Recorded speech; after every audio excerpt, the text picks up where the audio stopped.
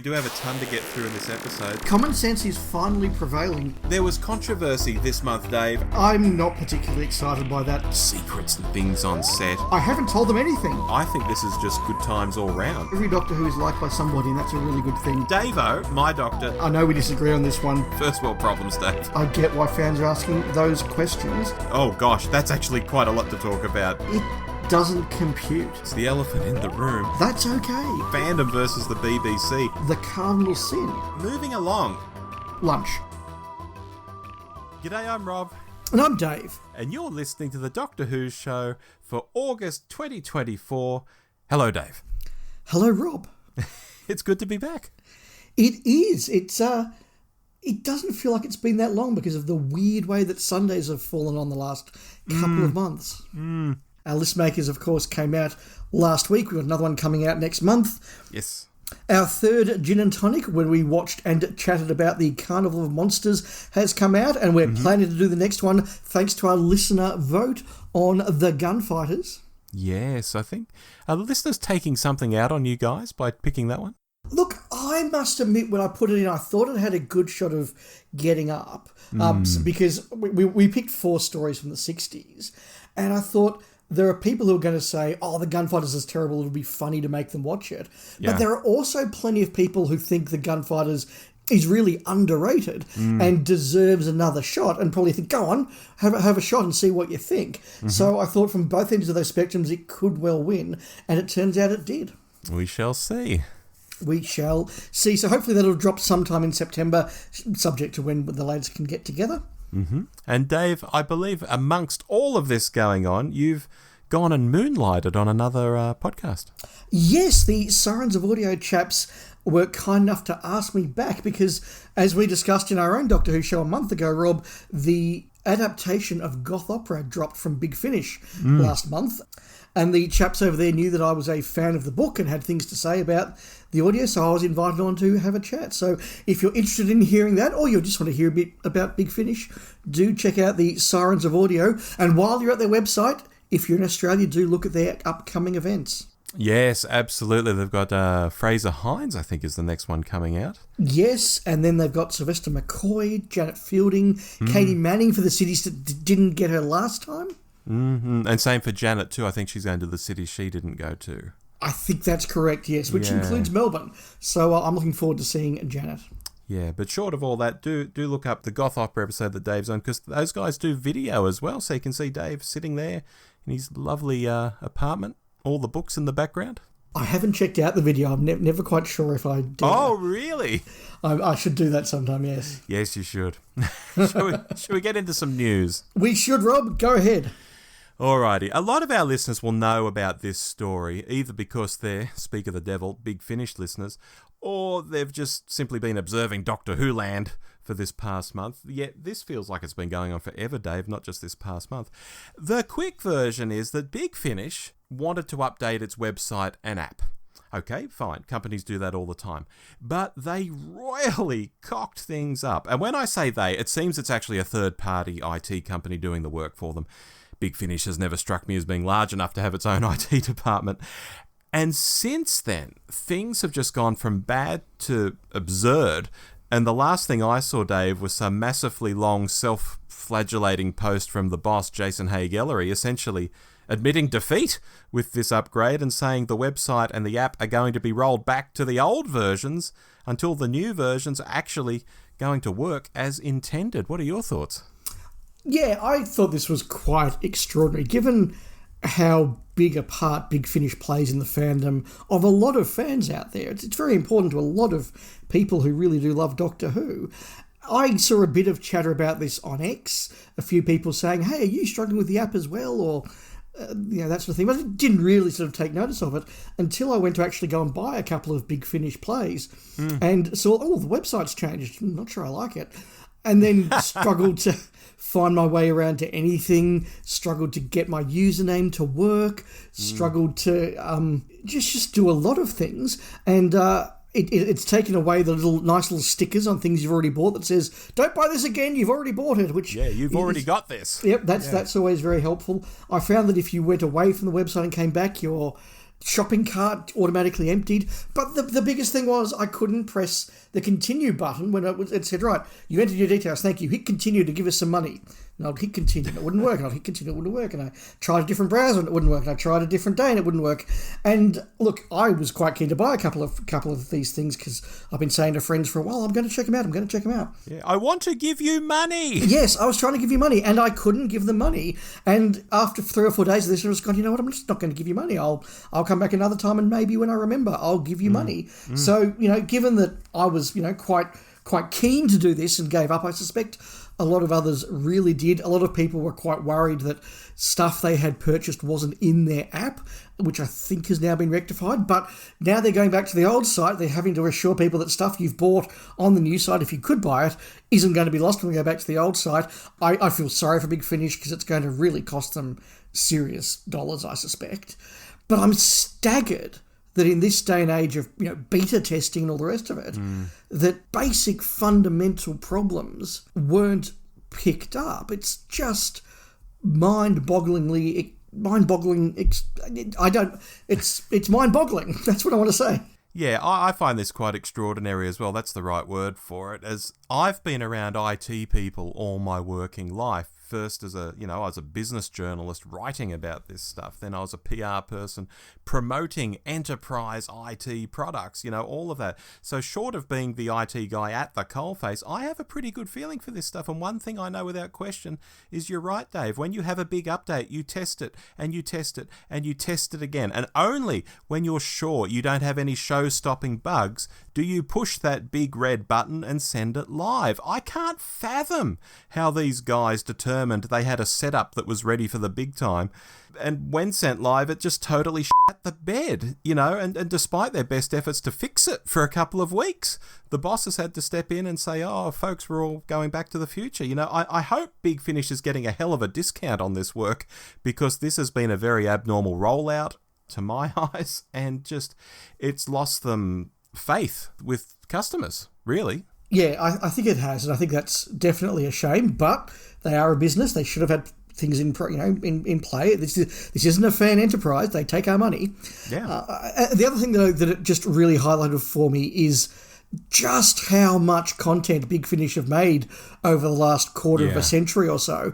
And however you display it, whether it's the old website or the new website, just trying to navigate that stuff as a casual subscriber, not even a subscriber, as a casual purchaser, is very, very difficult. And there are times when I'm thinking, right, I want to go and find this, which subsection of which section of which part of the website is this on? And in a couple of cases, I've just gone, I actually can't find this. I'll search for it by name, and then it comes up, you go, oh, it's there. I would never have found it there. That is a thing that Big Finish is going to have to deal with, whatever their website is. It's always been tough to sort of navigate them if you're not a real subscriber of their work. And the more they have, the harder it is for casual people to just rock in and go, I just want this thing. Yeah. Yeah, and that's partly to do with how they started the range, just having a monthly range where it was a few from this doctor and one from that doctor and a couple from another, and they were all over the place. And then eventually they had to say, look, we've got to somehow reconcile having just like Davo Adventures with the fact that a bunch of Davo Adventures are mixed up in this monthly range that we used to have, and all of that. It's quite complex when you delve into it. Yeah, and some are box sets, and some are companion standalones, and some are adaptations, and some are Benny adaptations, and some are Benny originals, and then you've got the short stories, and then the Blake Sevens and the Survivors, and I think I saw Star Cops, and even the Blake Seven. You've got like the box set Blake Sevens, and then the sort of the range Blake Sevens, and then the character only Blake Seven. It's just complicated. So some challenges for Big Finish, and I say that as somebody who was trying to give them money this month. Yeah. Shall we move on? Look, a quirky little news piece from me, and that is that we discovered that in the television adaptation of Cixin Liu's The Three-Body Problem on Netflix, I quote, "There was another sequence that was really fun and played really well, and it would have been a fantastic cameo for an actor that I don't want to name, because I don't want to make someone feel bad for being cut out of the show. However, it was a former Doctor Who, I'll say that much." So a former Doctor Who rocked up in a Netflix production and has been cut, and now everybody wants to know who it was. Yeah. I reckon it was Dave. I've been in everything Tennant myself. I think this must have been some sort of tongue-in-cheek, oh, he was Doctor Who, isn't it funny that he's in this quirky sci-fi thing, and maybe it just didn't work in the edit or something. I quite liked Three Body Problem. I talked about it a few months ago on the show. It would have been interesting, though, to see just what this was and maybe why it didn't work. Yes, I'm sure at some point one day it will rock up either officially or unofficially somewhere. Like the pilot of Red Dwarf in America. That eventually turned up. Yes, both of them, yes. Yeah. I reckon it was Jodie Whittaker. Really? Just because of the contemporaneous nature of it. Interesting. Okay, yeah, I can see that. We'll probably be both wrong. We'll probably find it's, Joe Martin or something. Brilliant. Yeah, that is a quirky little story. It is, and just to mention, last month, the Curse of the Doctor Who show, where news drops straight after we've recorded, but before we've released our episode, happened once again. After we recorded, about a day afterwards, a whole lot of information about the spin-off series, The War Between the Land and the Sea, dropped, including some casting notes. So after several months of us just saying on the show, is this happening? We've all heard the rumours, but is it happening? It seems as though it is happening. They are going forward with this show. It has got some cast. There are going to be Sea Devils. Beyond that, I don't think we know much. So, look, listeners, we're still watching this space for this elusive, mysterious spin-off. And the big question from me is, you joked, Dave, like a month or two back that, what if they cast Daniel Radcliffe as a Sea Devil?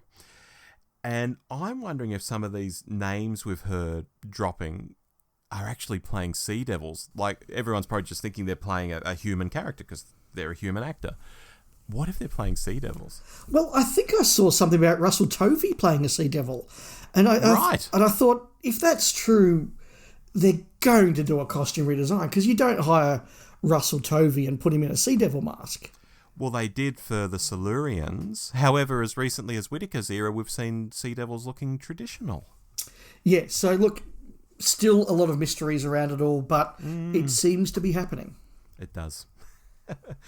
Let's move on to short topics. I've only got one this month, Dave, so I think you've got two, so why don't you start us off? I have got two, one that was inspired by the other, so I'll start with the first.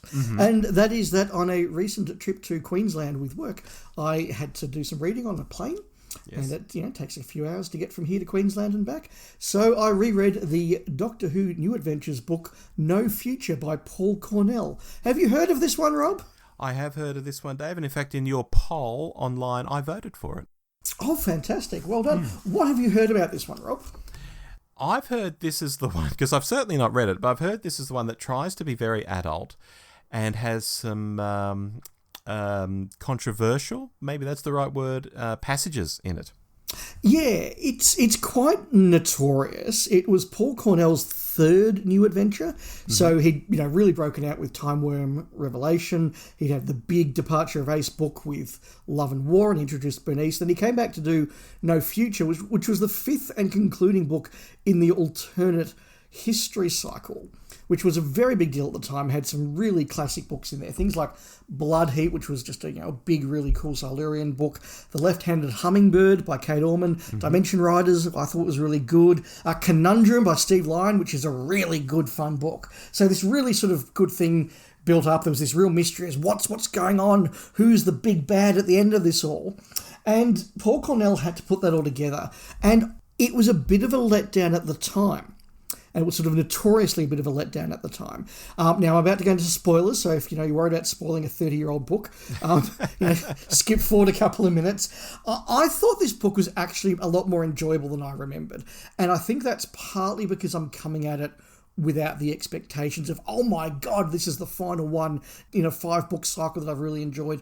And also because I went in knowing that the big bad was the meddling bunk and that he was using a chronovore to do all the stuff that he was doing. And I knew what it was. It's a book set in 1970s punk Britain. I knew that the Vardens were going to turn up. So I was able to sort of just enjoy the book as a story. And it really was one of those things, we talk about this when we do our hot takes and then look back. Sometimes episodes that you've got really big expectations of seem to fall flat, but you come back to them a couple of years later and just watch them as a standalone adventure and you go, yeah, that was actually fine.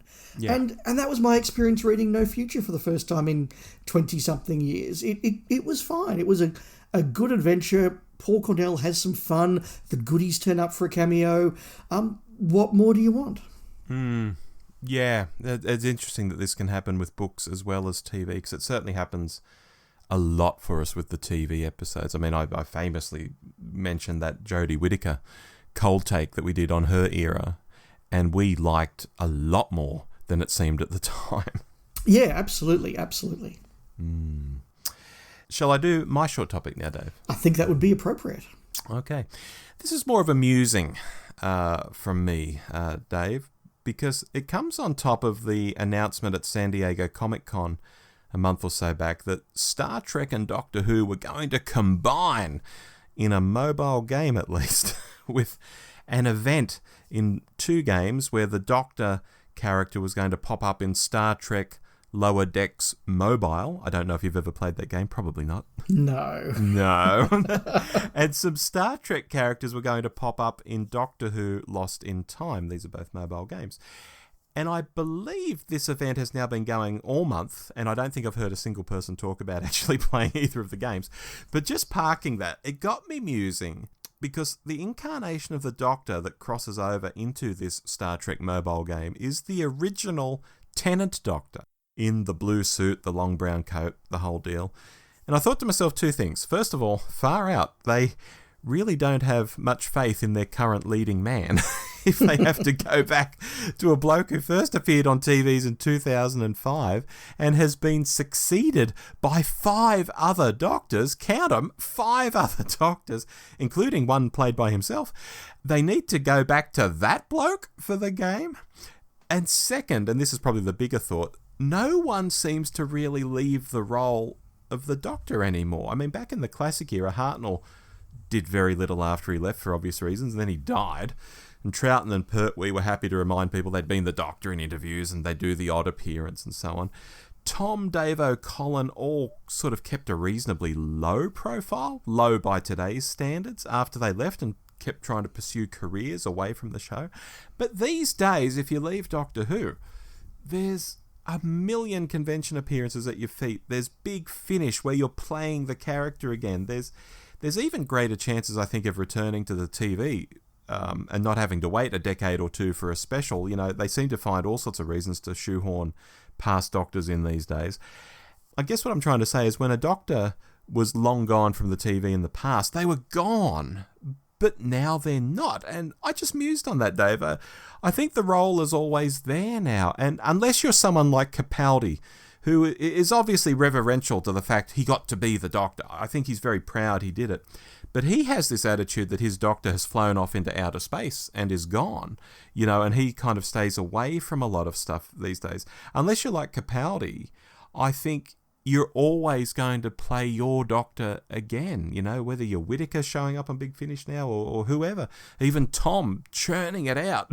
You know, I think he's recorded a million Big Finish stories that are going to keep coming out for another decade or so. It's crazy, isn't it?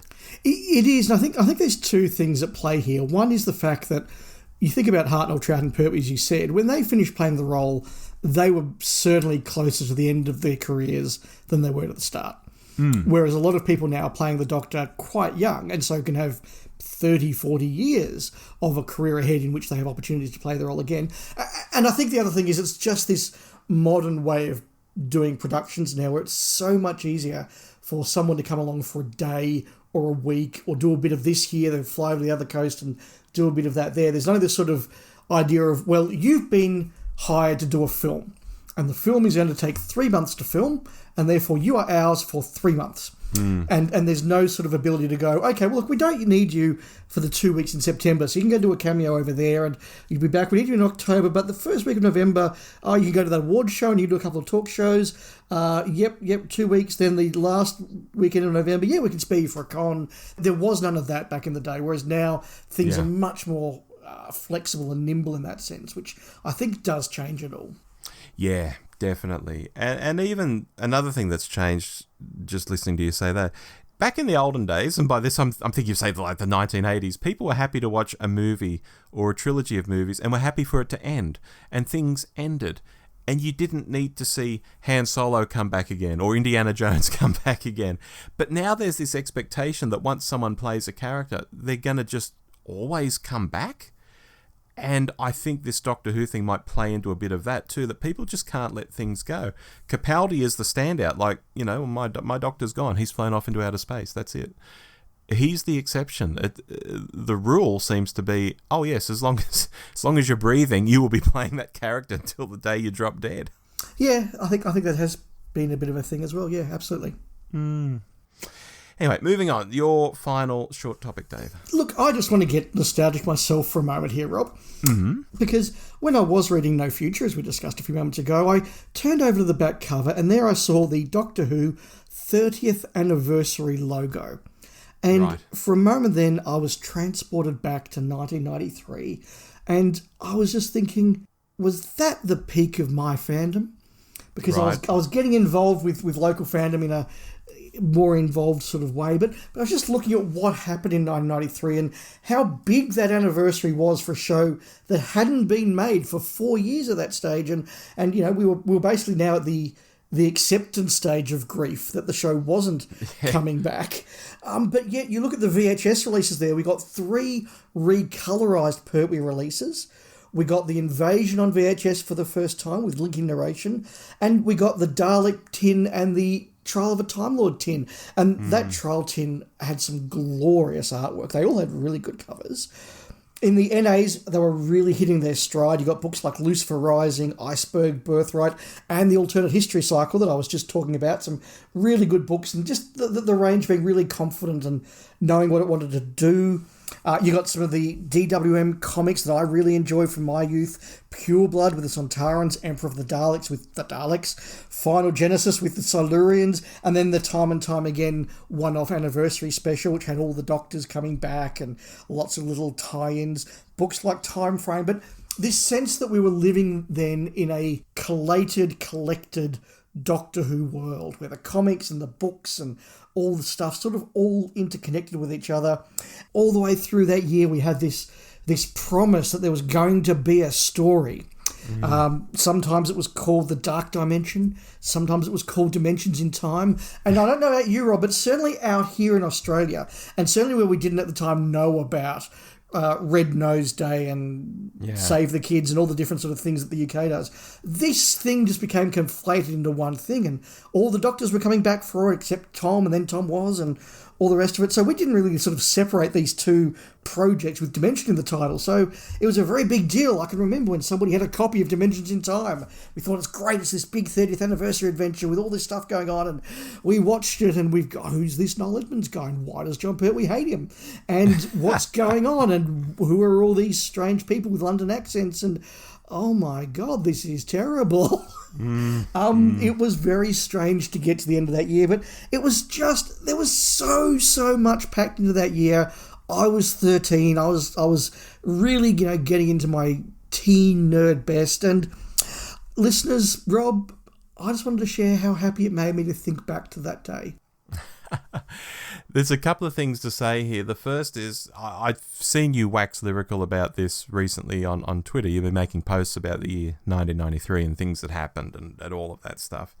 And my comment was, for me, I had stepped away from all this because I was 18 and I was in my first year of uni, and we were sitting in bars and drinking, and the women around me seemed so much more mature than the girls at high school. 12 months earlier, I was in high school, and I think, how did I get here? I'm now in a bar with all these lovely mature women. Life is very different. And was I thinking about Doctor Who? No, I was not. But when you look at my fandom, rewind 5 years from 93 to when I was 13, it was the 25th anniversary year. It was 1988.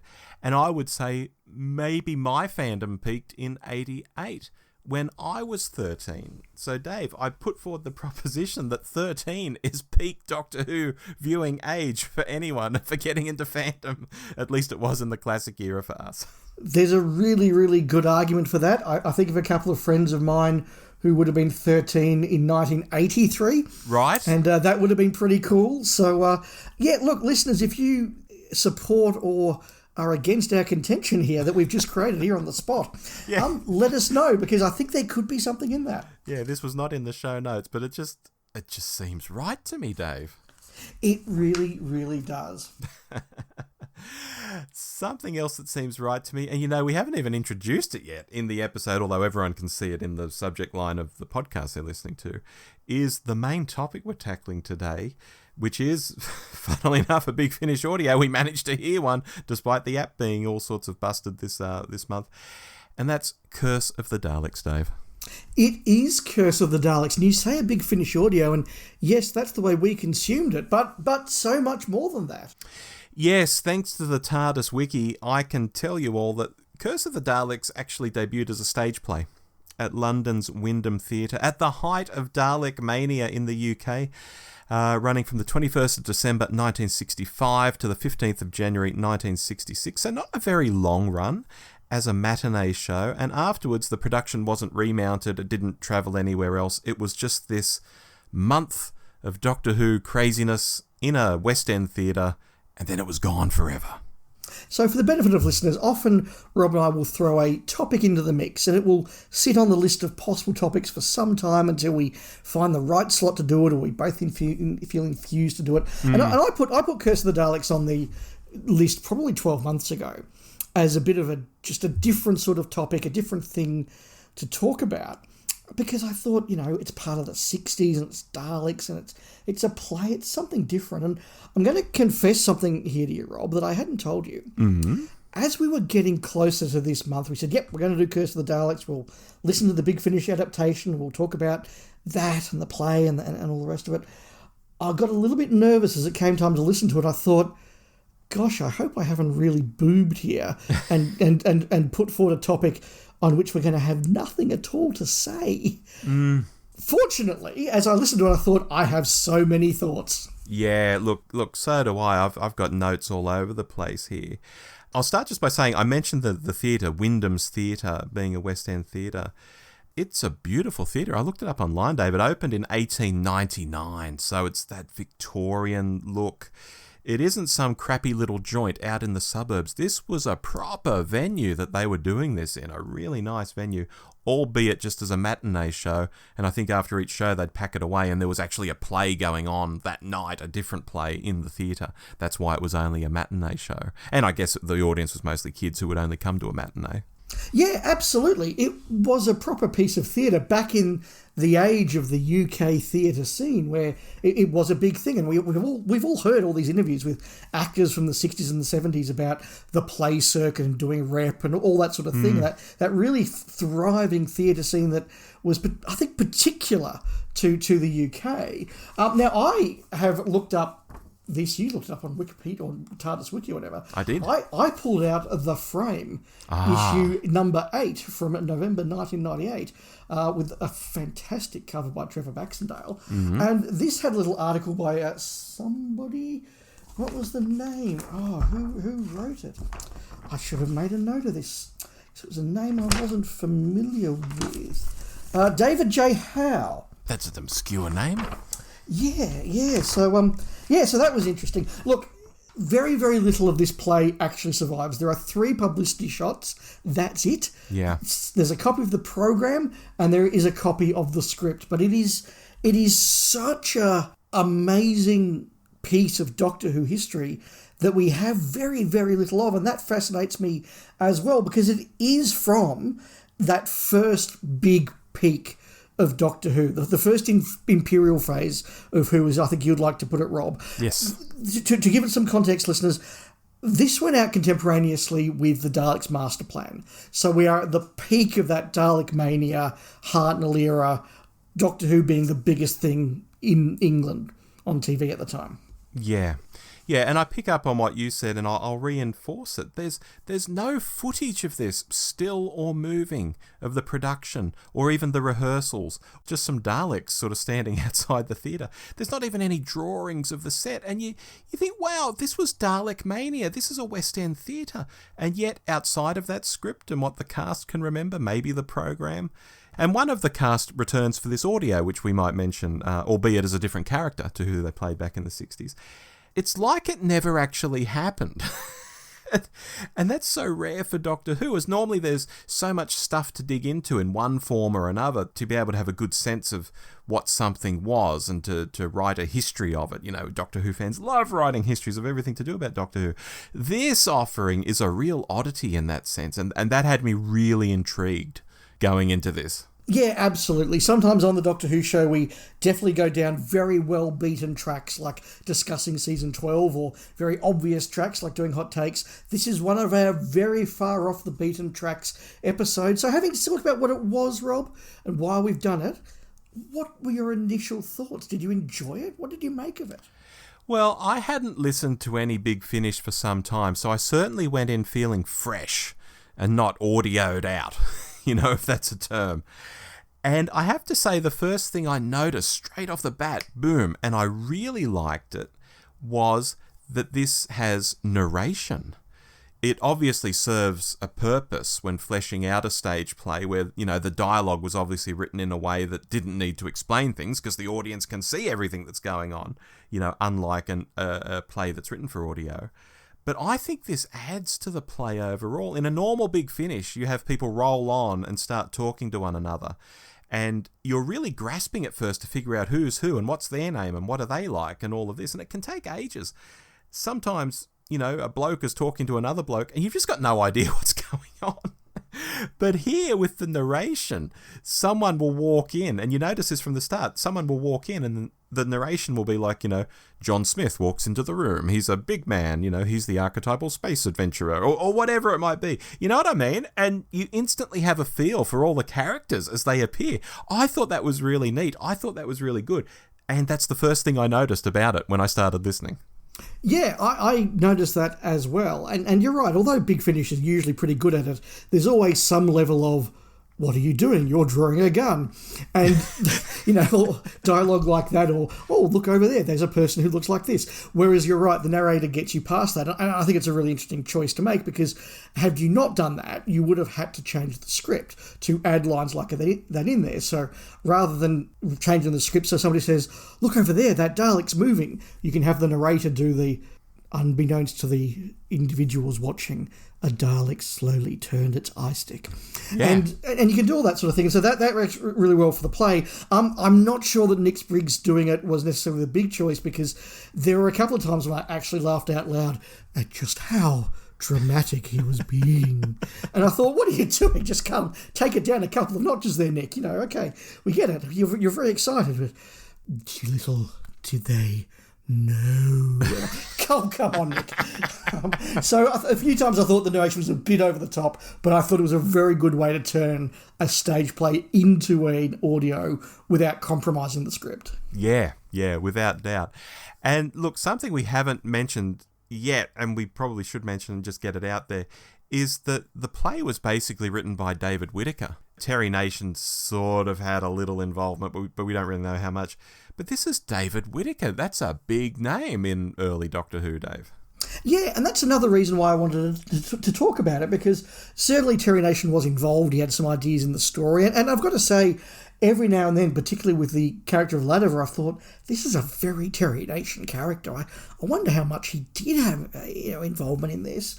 But yeah, like, this is David Whittaker continuing his role in creating the mythos of the show. He was the first script editor. He helped to put together the TARDIS crew and the characters. He script edited those first Dalek stories. So he's a big part of the show, but also he went and wrote the TV 21 comic strips about the Daleks. He wrote this. And so, again, it's just this one guy adding to the mythos and the story of Doctor Who in its, I don't know, it would have seemed like a big phenomenon there, into Series 3.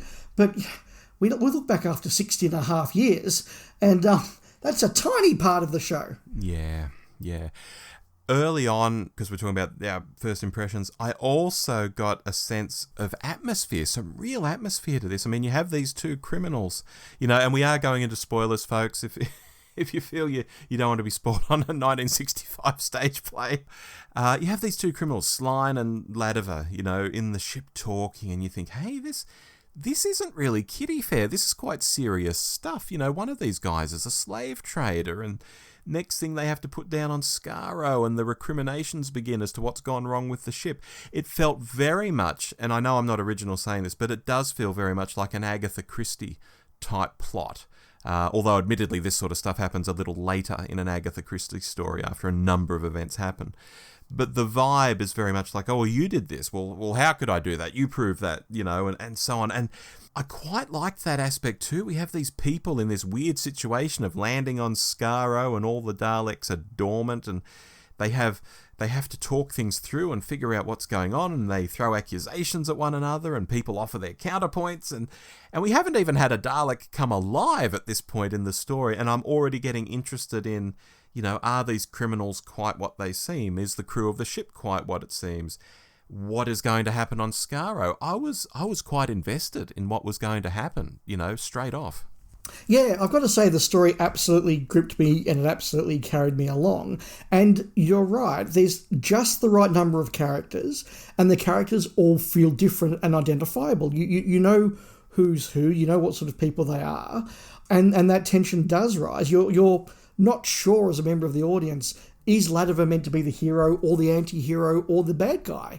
Yes, you have got this tension going on, you're not quite sure what's going on, and then when they land on Skaro, as a Doctor Who fan, that at some point there are going to be Daleks, and that means somebody is going to be killed. It's like watching an alien movie and they step on an abandoned spaceship, and at some point a facehugger is going to come around the corner and do something, and you're just waiting for that moment. And it was the same with this. You're waiting for the Daleks to come along. And so as a piece of drama, it sucked me in.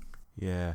I'll just say the fella playing Ladiver, not that I noticed this from his voice, and I'll talk about his voice later, I believe he was Robin in Robin of Sherwood, which was massive, and I remember watching, but I didn't connect the voice I was hearing here with a voice I was hearing back in 1984 or whatever. I didn't connect the two, no. No, fair enough. Dave, this is a Dalek story. It's got Daleks in the title. To you, where does this fit in with Doctor Who and the Daleks and the history of it all? It was so interesting to listen to it with that thought in my mind, because you realise just how unformed and unfinished the Daleks were in 1965, and there are ideas there that are sort of missing. The Daleks still felt very small in this. They almost feel like the Daleks from the Dalek story. There's only a few of them. They've got a city on Skaro. They run on static electricity. And so you see that sort of still very basic, primitive idea of the Daleks, which has sort of been contrasted in the dialogue with this idea of, 50 years ago there was a big war with the Daleks. And you're sort of well, were they this big conquering force, or were there 6 of them in a city? That doesn't quite sort of gel. And I think that's because they're partly drawing from the Daleks and partly drawing from Daleks' Master Plan, which was obviously, on the TV at the time. But even looking forward a bit, because there are plot elements that are like the power of the Daleks, for example. There's a real manipulative streak to the Daleks and the way they trick the human baddie that you do think, oh, we haven't seen this on screen before. This is actually a foreshadowing of what is going to come when David Whittaker will write the Daleks in the Troughton era. Yeah, and I think there's also a bit of Daleks' invasion of Earth in there too. I mean, that's obviously the Daleks out in the universe, doing stuff. But are the Earthlings in that of a technology as advanced as the sort of spacefaring people we're seeing in this story? So yeah, it is kind of all mixed up, that they are like the Daleks of the Daleks, but they have done all this stuff out in the universe, and it's a bit confused. Yeah, it is. And if I can expand on that confusion for a moment and draw on what you said there about the science fiction and the human technology, it's a wonderful little time capsule of that 1965 attitude to the future, where some of the ideas are just incredible and fantastic, and we have colonies on Venus and Mars now, and we have interstellar flight and all that sort of thing. But also, this is written before mankind's gone to the moon.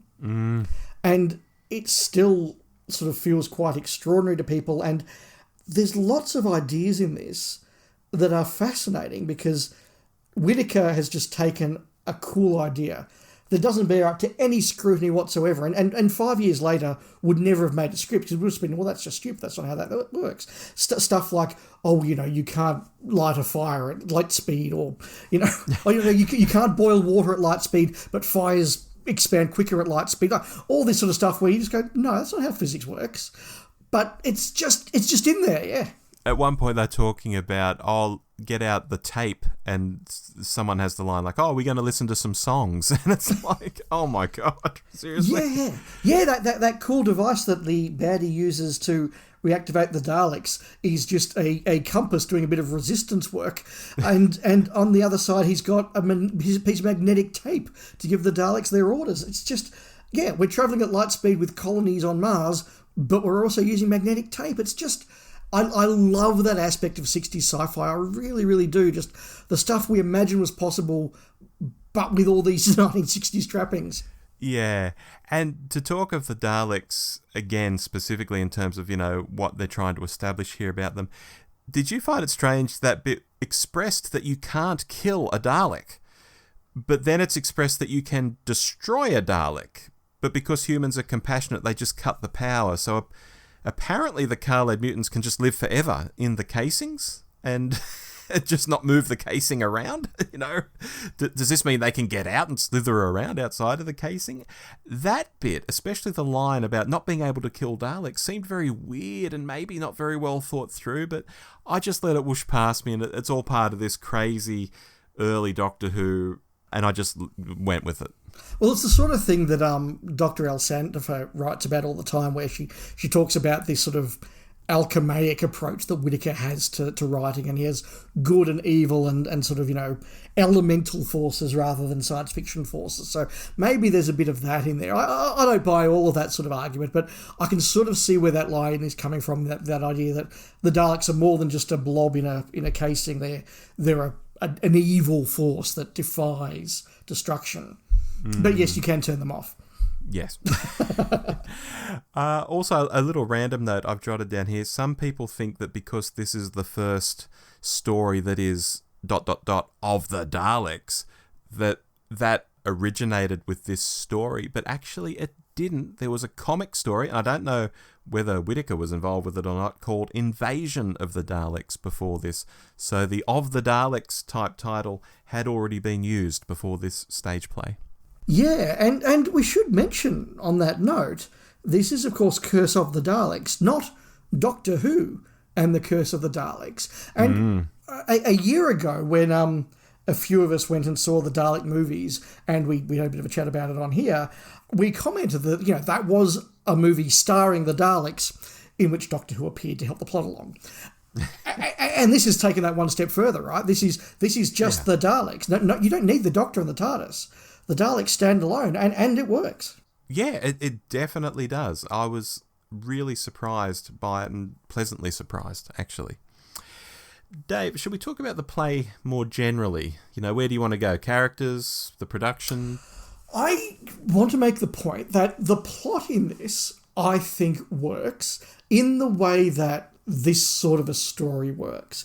There were moments in the plot when I was listening to it and I was going, that's a bit of a coincidence. And then as things are revealed, they'll say, it's not a coincidence because I did this. And you could sit there and pull it apart and go, well, it's a bit of extraordinary that he thought that would work and he was in a position to do X, Y, Z, which made ABC happen. But in the way that, as you said, Agatha Christie stories play out and the way that mysteries in space play out, you have to accept that the writer putting these things in place and the protagonist doing these things caused these results. It all worked. It all came together. It was all explained.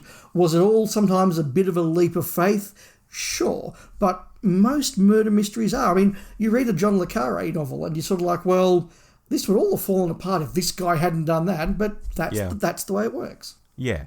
Yeah, plot-wise, look, I think it's fine. I think it's a logical sort of story to do when you don't have the Doctor and the crew, you know. I think the next best thing is to go to Skaro and have some Thals, you know, and all of that. The Agatha Christie vibe that you just mentioned, that I mentioned earlier, I think it makes a lot of sense for a stage play. It does keep you guessing, and it has that perfect red herring of the Slater character is dead, so you're not considering him at all. And you get wrapped up in all the other clues around the other characters, and then suddenly, ta-da, Slater isn't dead, and it was Slater what done it, you know. Okay, it's not Shakespeare, but, you know, if you're just rolling with the story and having fun, it's a bit of a, you know, aha, you got me moment. Well, it was for me, at least, you know, while I was driving along in my car. It entertained me, Dave. No, absolutely. It is one of those plots where you start off thinking, well, they all could be the baddie, and then, you know, well, they just got killed, so they can't be the baddie, and they just got killed, so they can't be the baddie, and the list of possibles gets smaller and smaller and smaller. Then they pull the twist out and you go, But there were other characters that genuinely could have been the baddie. I thought Professor Vanderlyn absolutely was credible. The Captain Redray was credible. Ladiver was credible. Even at times Slyne. I thought, it would be unlikely, but it could be him. Maybe all this grovelling is you know, just a bit of a front so that we don't sort of get suspicion for him. But just as an aside, Rob, you mentioned this being adult. The fact that they have a conversation about the second scene where Ladiver and Slyne are comparing notes, and one of them's going, well, you know, it's bad enough for you, you're going to the undersea Atlantic prison. I'm being executed. And you're like, wow, this is the 1960s. Yeah, absolutely it is. And it's also interesting, just keeping on that adult vibe, they keep saying in the behind-the-scenes section at the end of this play how the script that they dug up was so sexist. And I think Nick Briggs at even one point is a bit like, look, I'm no wowser, but, you know, I was thinking, you know, it was pretty sexist. And I have no idea what the really extreme sexism was. Was it all the way through? How much was cut out? Or was it just bog standard sexism and they're playing it up a bit to make it sound more interesting? I have no idea. Yeah, I certainly noticed it in the depiction of women in society in the future. Right. And there was lots of sort of, well, nowadays there are far fewer women than men, and so women have the choice of who they marry, and they have the luxury of being kept at home and, you know, not having to do anything. And, oh my goodness, you've become a scientist because Daddy wanted a son to hand over his science work to, but he only had a daughter, so you have to do the son's role. There was definitely stuff like that. And there was also comments from characters like Slyne. And look, I sort of went through, because like you, I was sort of aware of the reputation of the play for this stuff. And there was stuff where I thought, okay, this is just the creepy prisoner guy having some creepy misogynistic vibes to show us what a piece of work he is. Right. And there are other parts where I thought, this is just David Whittaker sort of doing a bit of future world building and kind of missing the mark a bit. And then there are other points where I just thought, no, I'm making too many excuses. There is a bit of a pattern of this sort of, you know, women are second class and they're to be kept at home and look pretty, and, you know, the men will go out space adventuring because that's man's work. That was in there. I definitely noticed it. And there were a few lines, particularly some of Slyne's stuff, where I sort of did do the whole, ooh, no, you can't say that. So it was there, and I find it interesting because, it's a nice little touch of what some people thought the future was going to be like, and as a time capsule of society's attitudes, that's interesting. I also think that David Whittaker isn't somebody that we all look back on as fans and go, well, you know, he was good apart from his attitude to women. In fact, we sit there and go, look at the female regulars and characters that he wrote for. He wrote really good, strong women, and that's one of the things that the Hartnell era really stands out for. So I don't think it was in any way deliberate, and I doubt that Whittaker realised that what he was saying would be slightly near the knuckle and inappropriate, because, some of it did make me sort of go, no, David, no, that's not a good attitude, no. Other than a few occasions I've gone, yeah, I see that problem. I was like, okay, well, that's interesting. Yeah. I quite liked all of the characters in this. I've made a note. Ladiver I'll talk about because I sort of preempted this earlier. I found him slightly distracting, as the bloke playing him, again, who was Robin in Robin of Sherwood, has a very Paul McGann way of speaking. Yes! You heard that too? I was going to say exactly that. Like, obviously he sounds different. He's more southern, but his phrasing, is that the right word? The way he delivers the lines is really McGann-esque, and I couldn't unhear it. It drove me to distraction at times, Dave. Yes, he is very staged in his delivery, and it works. It's very Paul McGann. It's also very Paul Darrow. That Right. sort of, I am pronouncing something. That very sort of strong, well, here's my withering put down. It's got that sort of a thing. So, yeah, I definitely heard that. And it is slightly different to the slightly more naturalistic acting that the others are doing. But again, it's Big Finish, right? So you know that he's the good guy because he's got a received pronunciation accent, and you know who the workers are because they got a good working class accent. Oh, that's how you know I'm the engineer. And then the captain's got RP. That's how you know he's the captain. That's right. It is a Big Finish in that casting sense. Yes. Yeah, absolutely. Something specific to this Big Finish version that I want to mention: John Lyne, who played Martin in Colony in Space. If anyone remembers Martin in that story, was the original Ladiver in the 65 stage play. And as I mentioned earlier, we had someone coming back to play a character in this, and that's him. He came back to play Professor Vanderlyn in this. He died back in 2018, Dave, and I only read that after I'd heard it, and I thought, gosh, he's been gone for 6 years now, and this was recorded 16 years back. So it is amazing how much content Big Finish has generated over time. Again, something we were talking about earlier in this episode, so I just thought I'd mention that. And yet we can come to it here in 2024 fresh, and it's like the people are still with us. Quite extraordinary. Yeah, and talking about the Big Finish production, I thought there were some very cool little things they did. They used the Dalek gun sound effect from the appropriate time, so that was really good. I thought that along with the narration cheat, they also added a little bit of music every so often, almost like a sort of an episode break. Yes. And I thought, well, maybe this would have been when they would have been doing set changes and the like back in the time to sort of cover that. And I thought that worked really, really well. It was just enough music to sort of help with the atmosphere and break the thing up a little bit. One thing that was a bit of a shame but probably can't be helped is that the Dalek voices were so obviously Nick Briggs and felt very sort of new Who. Now, I discovered that at the actual stage play, they had the Dalek voice people, like David Graham, pre-record Dalek voices, and they were just played in as part of the production, which shows that it was a quite sophisticated production for the time. And so, yeah, that was one thing that I think, look, it can't be helped. The Dalek voices just sounded like new Who Dalek voices, not like 60s Dalek voices. Yeah, and I love thinking about the logistics of these things. I wonder if that was on tape, and you'd have a guy up in the back of the theatre, pressing play on a tape when it was the Daleks' turn to talk, and then hitting pause when they stopped. It must have been. I can't think of any other way you'd do it, unless you literally had the tape running the whole time with pauses, but then the actors would have to be absolutely precise with their breaks. Exactly. These are the kind of logistical things that keep me up at night, Dave. Yeah, likewise, and as you said, Rob, it's a proper theatre, and the chap who was in the original production did talk about there were some quite, for their time, sophisticated sets. So Daleks could go up ramps and disappear, and you could have secret sliding doors, and again, my mind is just sort of imagining how that all would have been done on a 1960s stage, because this isn't Harry Potter and the Cursed Child, production values. It would have been sophisticated, but not, 2010 sophisticated. So yeah, that stuff fascinates me, and it must have been really cool. And I just wonder what it must have been like to be a kid in that audience, and rather than having Nick Briggs tell you, and then the Dalek slowly moved across the stage, to just see a Dalek very subtly move across the stage while none of the cast are watching, that would have been a much, much cooler thing to see. Yes, Rocket had put his jacket on a Dalek eye stalk. Yes. Yeah. Dave, to wrap up, how there are movies you sometimes catch by accident, like late at night or on a Sunday afternoon on a digital channel that you normally never watch. You have movies like that?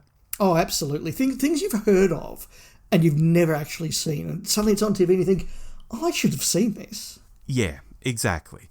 And they're movies you're drawn to watch, but afterwards you have that feeling, I'll probably never watch that again. Partly because it's an obscure movie, you were lucky to stumble on in the first place, and partly because you've seen it now and there's no reason to really see it again. It happened to me recently with the 1950s film The Man in the White Suit, which has Alec Guinness as the titular character, and he invents this cloth, and it can't be ripped, it doesn't stain, it's fantastic. It's going to put the cloth industry out of business. The only problem is it only comes in white. It's a quirky little film, and I watched it quite happily, but I absolutely know I'll never watch it again. I've got no need to. Even if it does come on TV in 5 years' time, I've got no need to watch it. And this is similar. I've heard it now, and I can't sit here and say, oh my God, I can't wait to hear it again. But nor do I want to write it off as being some sort of crappy thing. I don't think this is crappy at all. It's far from crappy. It's probably like a 6 out of 10 sort of affair for me. And it was absolutely worth listening to. So I'd say to the listeners, if it's in your wheelhouse, or even if you want to hear how Big Finish adapts something that was very much a stage play and hear how that works on audio, even if you just want to understand how they pull that off, I think it's worth listening to this. I think this was a perfectly good thing to listen to, Dave, and I'm very glad you put it on the agenda for us. Look, I'm really glad to hear that. I also really enjoyed listening to this. And as I've been alluding to across the chat, I enjoyed it on two different levels.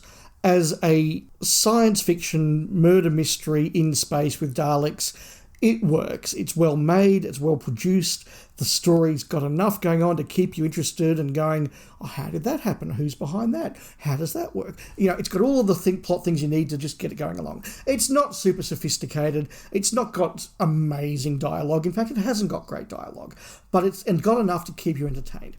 But the other level I just love it on is as somebody who loves the Daleks and the 60s, and particularly 1960s Daleks, I'm just fascinated to get this glimpse into what 1965 was like, what it was like to make a Dalek story, what it was like to imagine the future at a time before we'd even walked on the moon, what it was like to imagine how society would be, to listen to some of the very problematic takes on the role of women in society in the future.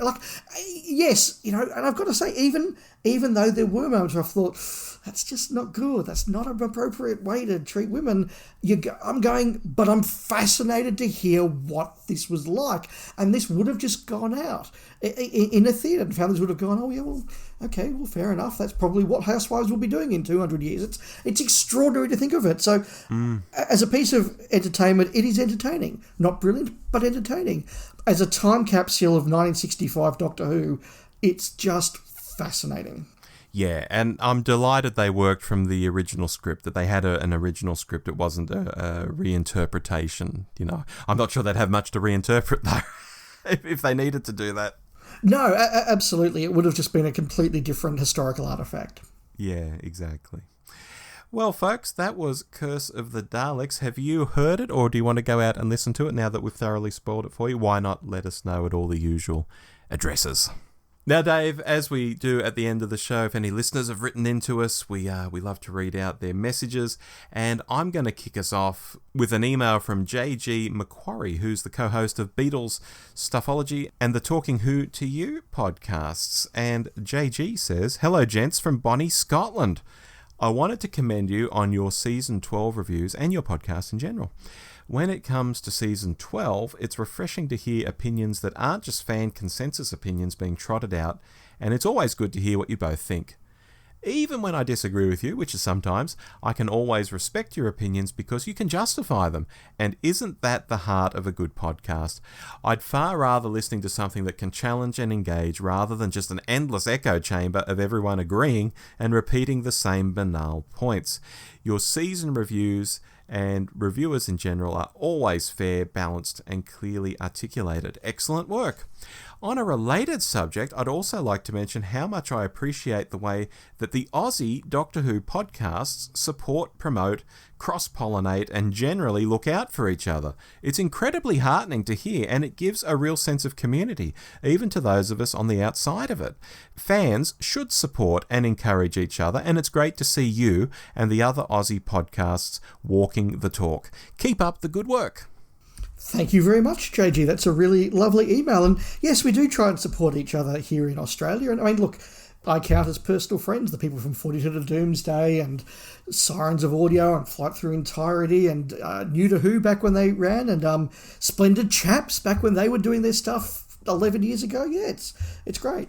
Yeah, I mean, we had a lovely night out once with the guys from FTE and the guys from New to Who, in Sydney one night. It was just fantastic.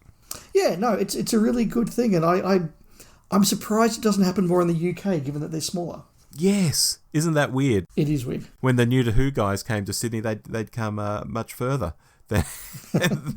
You worked it out, didn't you? It was like them flying from the UK to Rome or something. What was that? Well, no, Melbourne to Sydney is London to Rome. They must have come from like Syria or something. Yes. Yeah. We have an email here from long-time listener and friend of the podcast, Alex Wilcock, who writes, "Hi, Rob and Dave.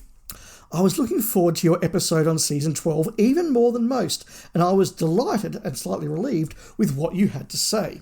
3-year-old me saw Part 3 of Robot and was hooked forever. 52-year-old me puts 3 of these 5 stories in my top 25 Who and would still only place one other season above it. The arc in space gave me my first recurring nightmares. I loved the terror and soon learned to conceal it from Mum and Dad so I'd be allowed to watch it. Grown-up me sees beneath the clinical sci-fi trappings and full-blooded gothic of burial alive in ancient mansions full of tombs." Yeah, I can see that gothicness of the Hinchcliffe era in Ark in Space myself, yeah. Bob Holmes said he wanted to scare the little buggers to death, and as one of them, I am eternally grateful to him and Philip Hinchcliffe, and will always love Tom Baker's Doctor and his friends, intelligent, capable Sarah Jane, and adorable, pretty Harry Sullivan. This is also one of the most thematically unified seasons in the show's history. There's the timing arc to get you from one story to the next, the reoccurrence of Space Station Nerva, but beyond that, this is about birth and science. Throughout, there are terrific speeches of missiles and fascistic elites placing survival at all costs over what makes us human. The chosen survivors set to resettle a world. The alien testing humanity to destruction. Davros devising the ultimate form of scientific progress. A battle between humanity and its half-machine descendants. And even though it's easy to miss with a wild new doctor bursting through what looks like a Pertwee adventure, fascist nuclear blackmailers out to reform society on scientific lines. This season's also echoed strongly in both the structure and content of RTD's first series back in 2005. Which brings me to one thing where I disagreed with you, Rob. You said this was very different to RTD2 and New Who. Unlike with the Snot Monster, the Doctor makes no attempt to understand the Wirrn, just kill them. Yet, the Doctor does make an attempt to understand the Wirrn. He talks to Noah, and we hear they have a point in reacting to humanity's colonial aggression. But even more so, look at Sarah Jane's relationship with the robot. My first Doctor Who story gave me my first political lessons, both that fascism is evil and must be fought, and also empathy with and compassion for the other. I mean, I'd choose Robot over Space Babies any day, but their message about understanding the monster isn't as different as you'd think. And fair cop too. I mean, I just like giving the funny line that Tom just wanted to, blow the bastards up sort of thing, which is something he does want to do. But yes, he does try and understand them. But it is still slightly different in tone, I contend, to the modern era. I see where you're both coming from. Alex has some good points, but I think you're right, Rob. The way it's executed is different. But yeah, good discussion. Yeah, the truth is somewhere in between, probably. Which brings in turn to me your excellent top 5 classic season openers of list makers. And while all of your choices are great, my top pick you didn't mention is Robot. A fantastic intro to the show. It worked on me. Enormous fun, serious politics, and yes, while tonally it seems apart, it absolutely sets up the themes of the season. Dave also started that off by saying it's difficult not to agree with the obvious choices unless you do something bizarre, and I take that as a challenge. So here's my classic season opener. The Rescue. It's a fantastic little story, short and easy to swallow, new companion, brilliant, multifaceted, and ideal new start. But I can hear you expostulate. It's not a season opener. But here's the strange thing about season 2. There's a shorter season hidden inside it, with the other opener and another finale. Planet of Giants and the Dalek Invasion of Earth were made at the end of Season 1, and they really do feel like part of that long season.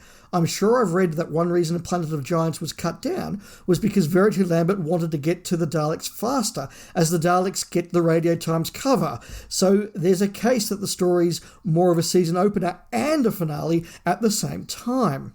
But seeing that as a closer, then Season 2 beginning with the rescue on January the 2nd just makes sense, doesn't it? Let me say, Alex, I totally agree with you, and look, I have waxed many, many times about how much I love the rescue, so in simpatico on that one. Very Alex good. Concludes, like the season closing with the finale of the adventures of Ian and Barbara at the end of the chase. Shutting up now from Alex. Wow, that's an epic email, but lots of good points in there. No, absolutely. Real food for thought from Alex. Appreciate that. Awesome. I'm going to read from Adrian Sturrock, who's written us an email. From Australia? Says, I believe so. I think so. He mentioned going to the Australian Open once. I'm sure he's from down here somewhere. That rings a bell. Yes. Adrian Sturrock, possibly from Australia. Apologies if you if you aren't. Hi, Rob and Dave, he says. Thanks, as always, for all the great Doctor Who content that you put out there. Now that the dust has settled on Season 1 of Disney Who, I'd like to share my thoughts on the first season of Doctor Who in 3 years. Space Babies was dire. I won't go as far as some podcasters who have said it was the worst story ever, but I reckon it fits somewhere in the bottom 10 stories. Why RTD chose to effectively relaunch the show with this drivel is beyond me. I watched it with my 14-year-old son and asked him what he thought of the episode, and he also thought it was dreadful, so it isn't just middle-aged people like me who thought this was a pile of snot. The Devil's Chord was better, but as a huge Beatles fan, I still found this story pretty underwhelming, although I suspect it will improve with a rewatch. I actually fell asleep for about 5 minutes at one point, so it didn't really grab my attention particularly well.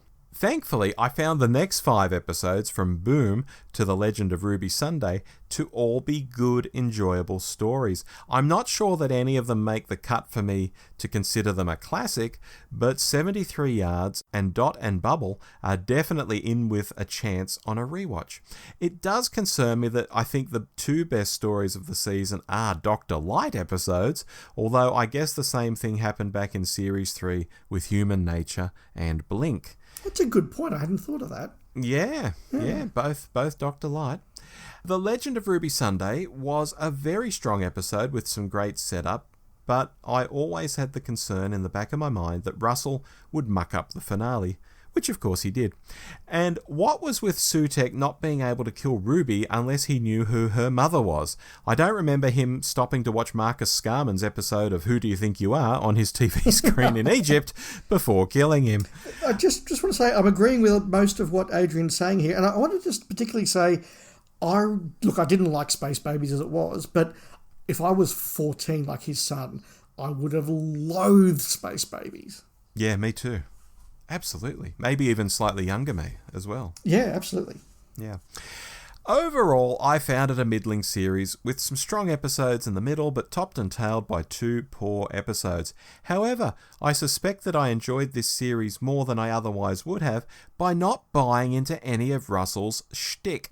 When the show was coming back 20 years ago, I lapped up all the cryptic mentions in his Dwim column about the Mox of Balhoun, a peripheral character who only ended up on screen for about 2 minutes. Yes. This time around, however, I was completely disinterested as to who Mrs. Flood was, or who Ruby's mother was, or who Susan Twist was. Much as Russell tried to drum up fan interest via these mysteries, I simply didn't engage with the speculation, as I suspected that the answers would be very underwhelming. My takeaway is that it's best not to expect too much of a payoff from Russell and his deliberate mysteries, and you won't end up being disappointed. Bring on the Christmas special.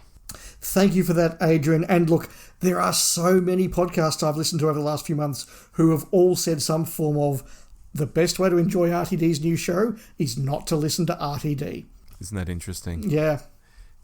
One from Philip Guy via our website commenting on our Season 12 show.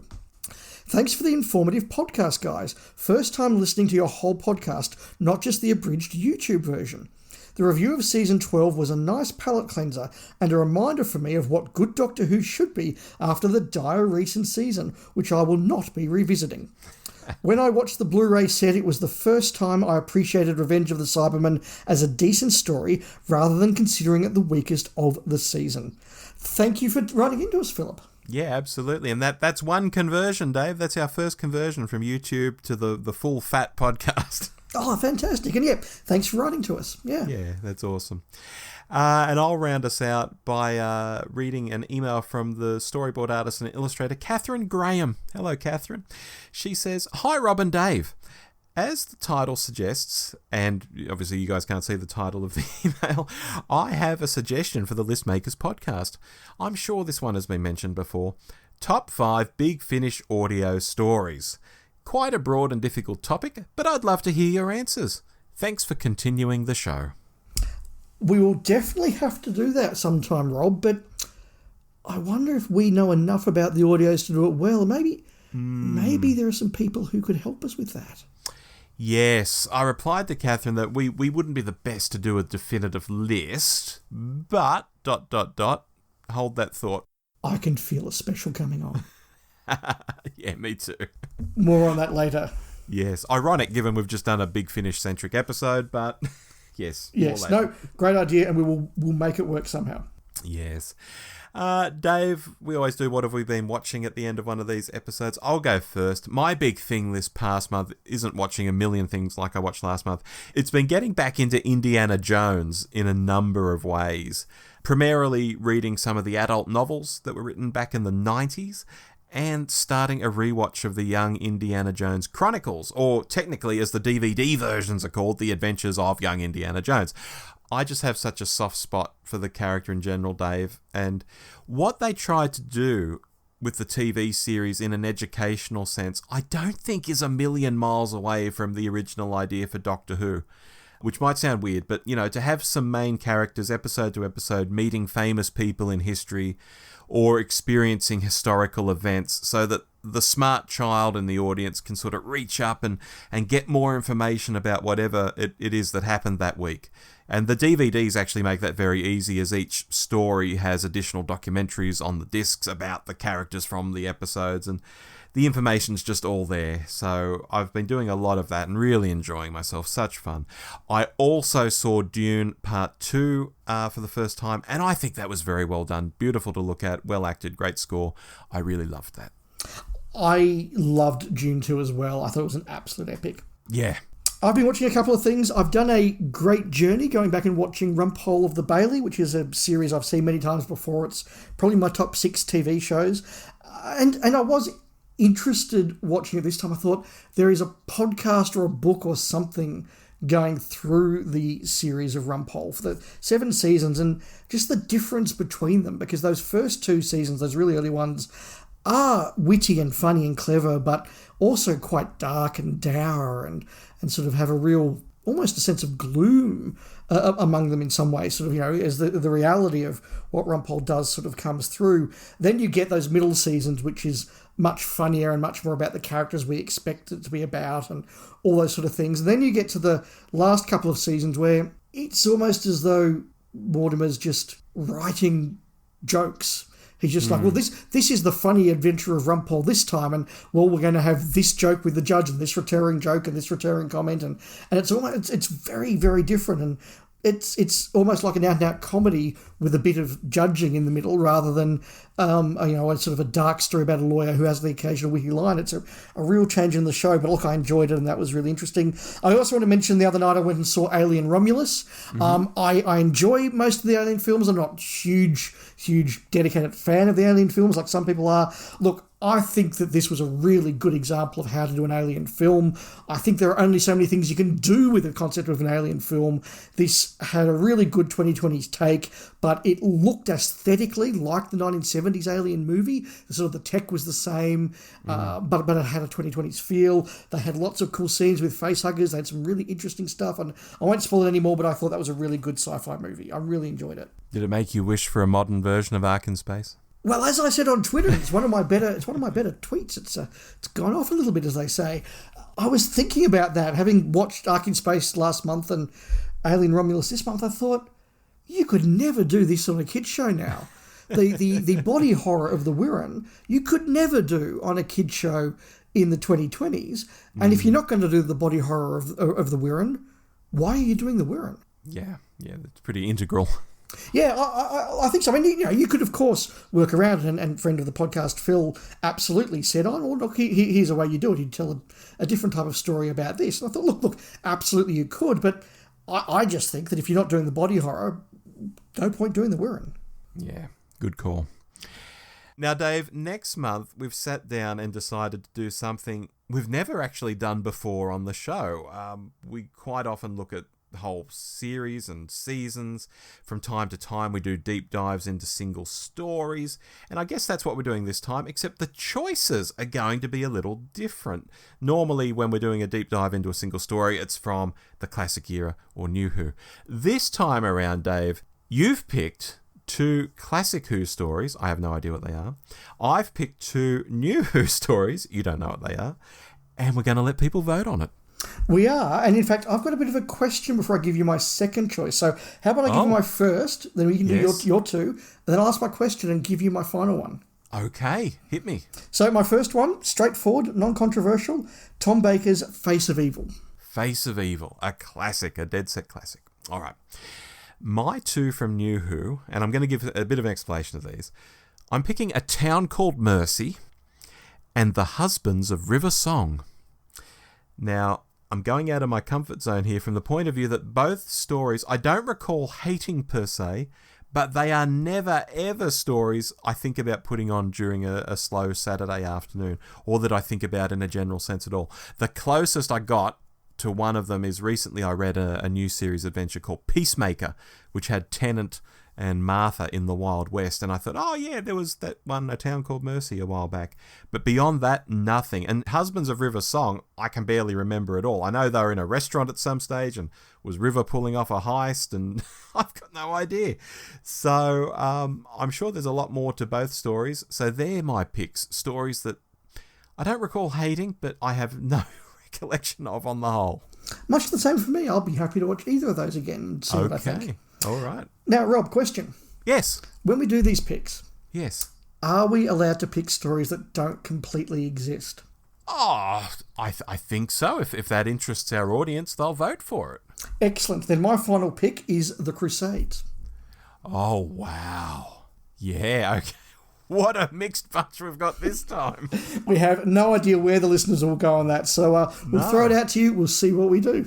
Yeah, this will be up on X probably a day or so after the episode goes out. I'll let you know on the Facebook group. Great. I've got no idea myself. Normally, I can sort of have a guess at these things like, oh my God, that story's popular. That'll win. I have no idea about this. Absolutely. So, Rob, in a couple of days' time, before this goes out, I'm catching a plane to Fiji, or Fushal, as others might know it. Yes. Are you going to ride horses? I'm going to raise a sheep and a cow and breed horses. Yes, that's absolutely.